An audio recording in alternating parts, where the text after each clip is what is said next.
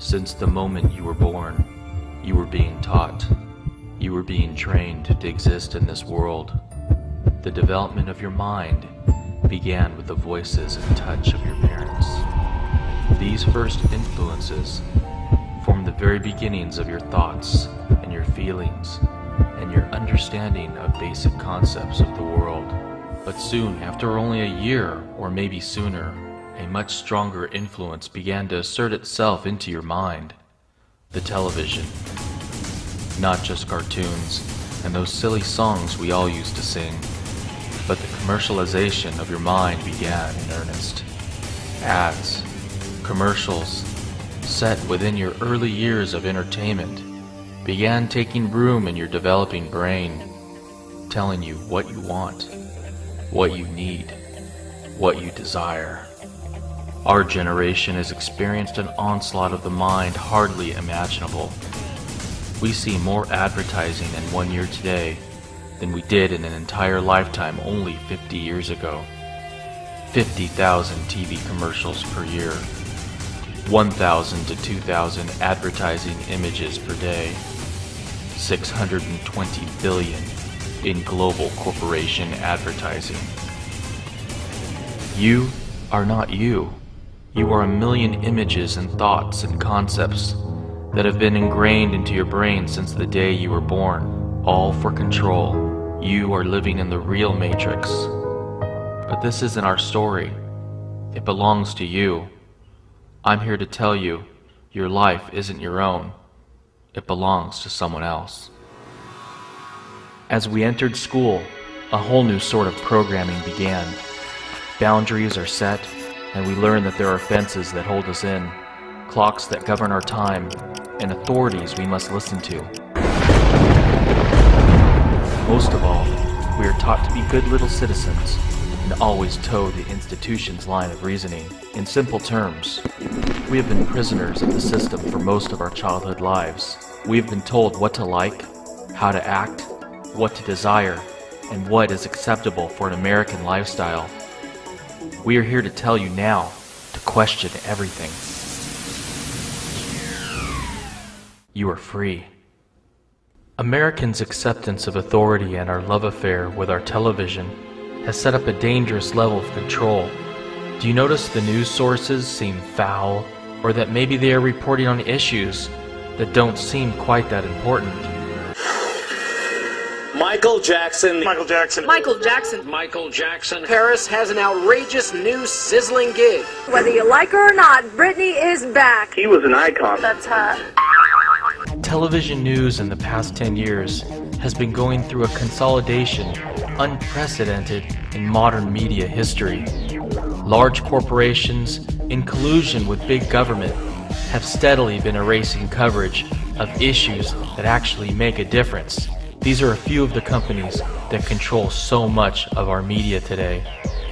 Fewer than 24 of these extraordinary creatures own and operate 90% of the mass media, controlling almost all of America's newspapers, magazines, TV, and radio stations. Nothing in earlier history matches this corporate group's power to penetrate the social landscape.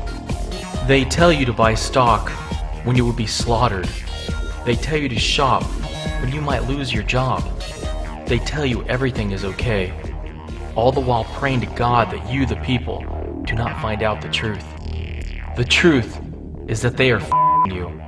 They have been setting up the middle class for the worst fall of all, and we're not going to take it. George Bush, Chris Dodd, Bernie Madoff, goddamn Barney Frank, bitch-ass Greenspan. Hell, even Walmart's goddamn year-on-year same-store sales were down.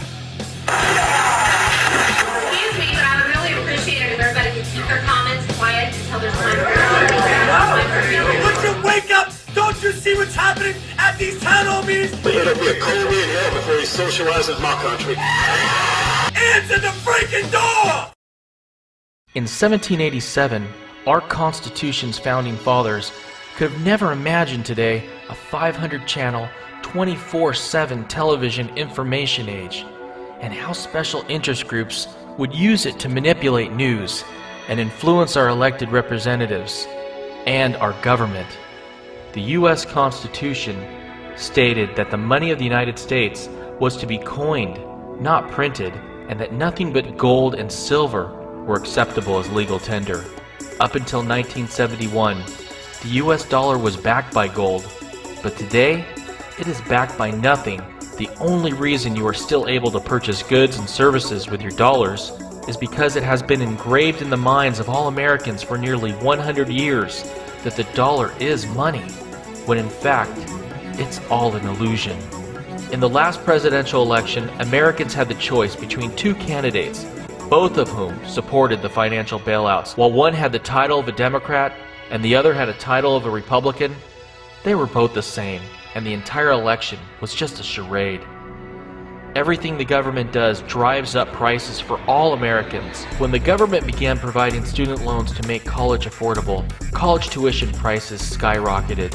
When the government created Fannie Mae and Freddie Mac to make housing affordable, housing prices went through the roof.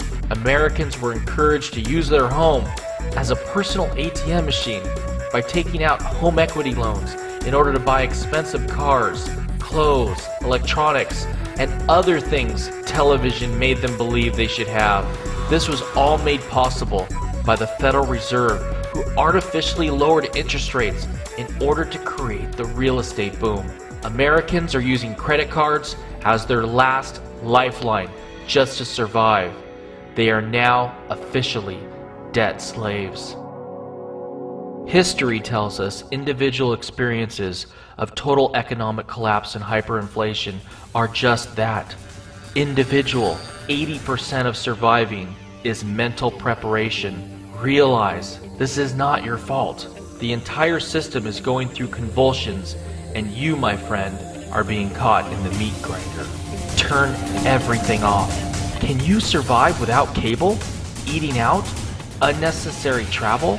Cell phone use? If you cannot do without it in an uncollapsed situation, how will you survive when the system truly breaks down and your water, electricity, food source is cut off for a week? Hurricane Katrina proved that Americans and FEMA are not prepared for disaster-type events. Do you have spare cash, gold, silver, guns, ammo, food, water, camping supplies ready? Fight to change the existing system that favors the corporate elite over America's middle class. Sign up for our free newsletter at National Inflation Association. Do not base your future decisions on what CNBC and the mainstream media tell you. They are propaganda tools of the corporate elite, and they exist to control you and set you up as sheep to be slaughtered. Turn them off. Do not feed their advertisers. They are the matrix that seeks to enslave you. Kill it. Starve it of your attention. You are a free individual and no longer subservient to the corporate control of your mind. Secretary of State. So, you know, I've named both of them, but you go by order of power, so the governor's first. So in 1855-54 era, they expanded the state legislature from 36 to 80. And we had 2 congressmen for the whole state. Yes. That's... And 80 state assemblymen. Yeah. Now it's 150 years later, we still only have 80 state assemblymen, but the population has gone up from... The Constitution said that California's assembly will have 30 to 80 people. In 1850, we had the first apportionment of the assembly, which was roughly 36 people. And then in 1852, they moved to 63, and then to 1854, they went to 80.